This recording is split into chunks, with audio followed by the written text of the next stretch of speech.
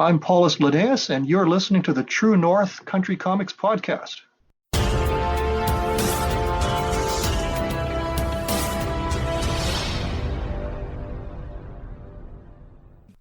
Welcome to the True North Country Comics Podcast, dedicated to promote Canadian comic book creators and supporters.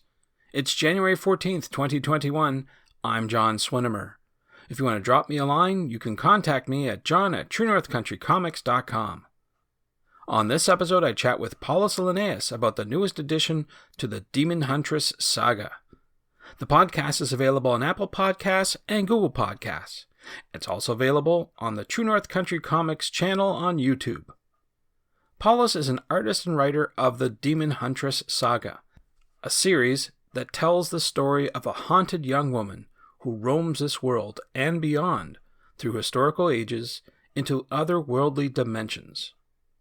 Former professor, doctor, parachutist, military instructor, scuba diver, writer, poet, and musician, Paulus has traveled and lived throughout the world. So, without further ado, here's my chat with Paulus Linnaeus about the Demonhuntress. So I'm here with Paulus Linnaeus. Thank you very much for taking time to chat with me. It's my pleasure, John. Good to be back. No, I appreciate your time. And also want to focus on your newest project that you brought to my attention. I wonder if you could talk a bit about that.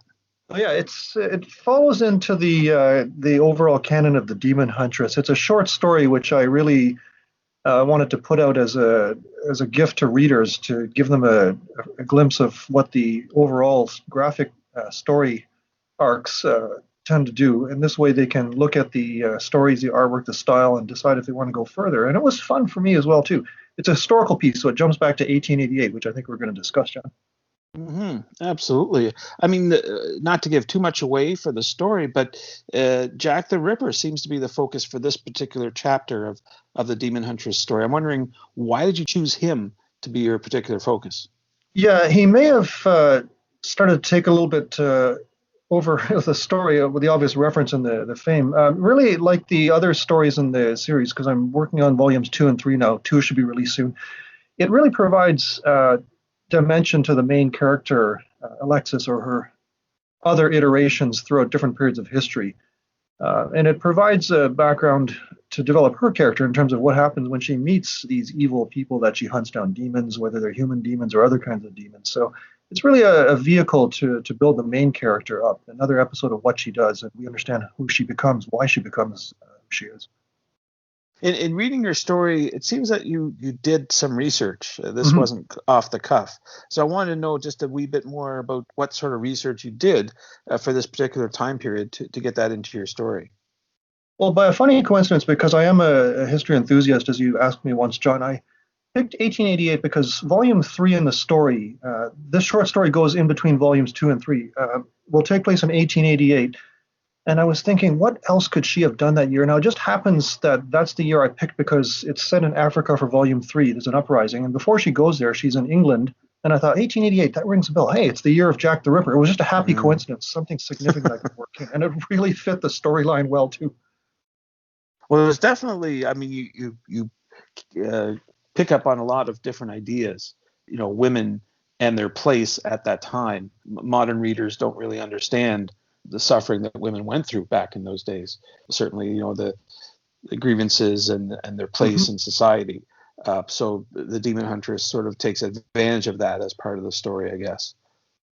Yeah, I hadn't really meant it to be a social commentary, but it worked in, it blended quite nicely, John, because I guess being an enthusiast of history, it's always usually fairly straightforward for me to pull relevant points from various sections of history with which I am familiar. So in this case, I was able to put together some things which again add to the dimension of the fact that Alexis, or in this earlier reiteration, her predecessor name is Faustina, is able to fit into a context which supports the story quite readily. She's the iconoclast, the foreigner, and of course she's not afraid of anything. So the other side of it was, well, what would have happened if we went beyond the usual tropes about Jack the Ripper being, one man victimizing? What if the women fought back? So I thought all this seems to fit together to her life story. I thought this would be a great vehicle to bring it forward.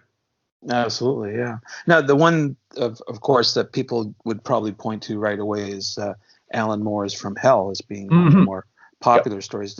Did you happen to read that at all? Did that come I into your did, yeah. I focus? did many years ago. To be honest with you, I hadn't really thought too much about Mr. Moore's work, although his work is, as everyone knows, is phenomenally detailed.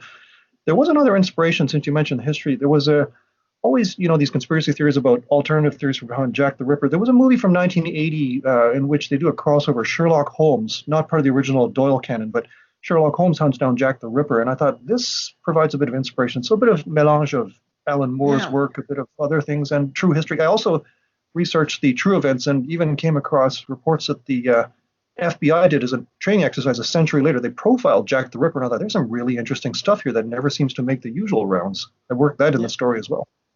Yeah, I do remember that film you mentioned. I don't know if it was it Christopher Plummer or James Was, yeah. Mason.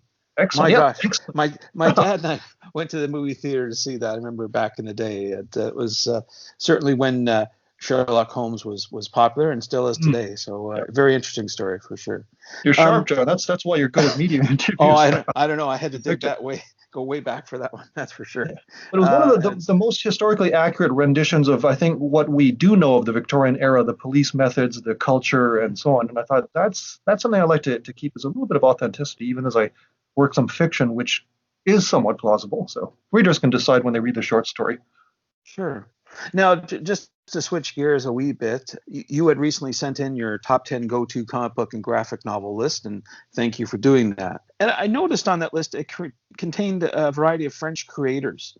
So I'm wondering if those French creators inspire you to create your work. Yes, most definitely. As many of the readers will probably know, especially the older readers who seek something beyond our safe North American superhero genres, that's a bit of a generalization. The French have a very different take, as do the Japanese, with their high adult readership of comics, John. In the French world, it's more akin to cinema, in which the style of storytelling tends to gravitate a little less from superheroes and more into sort of real world, imperfect heroes, morally ambiguous situations. So the French bande dessinée world definitely influenced me. I like the realism. I guess the closest parallel I could think of might be what the Americans in acting refer to as method acting, where it was meant to be a little bit closer to the ground and a little less rarefied. That makes sense. So more like graphic novels. There's no funny pages in that. It's really more like the way you look at a drama film. Absolutely, yeah. So you hinted at the next chapter coming up. I wonder if you could talk a little bit more about what's next for you and for Demonhuntress. Well, Volume 2 will be released in the next few months. I'm just putting the finishing touches on that. That picks up from Volume 1. The short story, which we're discussing today, in terms of the story arc, fits in between Volumes 2 and 3. So in Volume 2, Alexis, the main demon huntress, finally having discovered what her role is, goes to England and discovers, or is sent rather, by the Vatican to investigate a series of ritual murders in an English boarding school. Once that's dealt with, she goes back about 100 years, and now, of course, we're talking about a previous iteration of her life, so a prequel, if it were. She goes to England, hunts down Jack the Ripper, and there's a surprise ending, which I don't want to give away.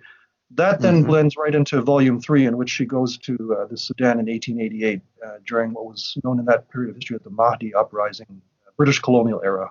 That certainly will lend itself to a lot of research that you're doing back in the time to make it as realistic as possible. Absolutely, and I love doing it. So hopefully that'll bring to readers who appreciate that bit of historic authenticity something that will please them.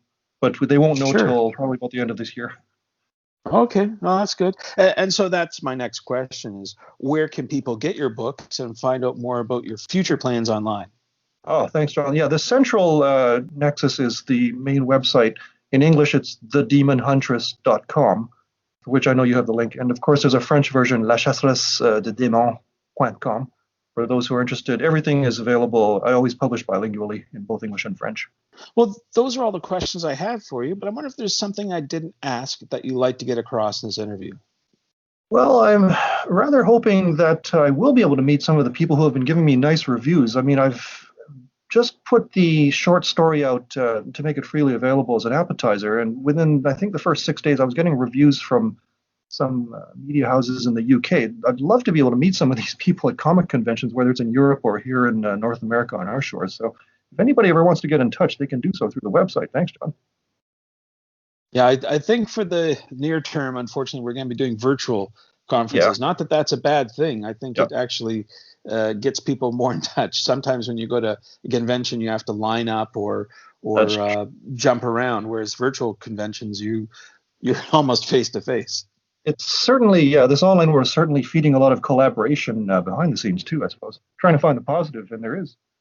Absolutely, yeah. Well, we'll look forward to virtual conventions and hopefully physical conventions in the very near future. Absolutely, I'm in agreement. Thanks to Paulus for the chat.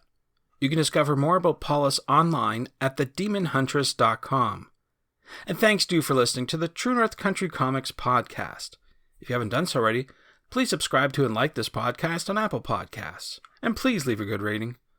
Also check out the TrueNorthCountryComics.com website and follow along on Twitter at True North Comics. True North Country Comics is now on YouTube. Please like and subscribe to that video channel. And please send your feedback to John at TrueNorthCountryComics.com. Thanks again for listening, and come back soon for another episode. Bye for now.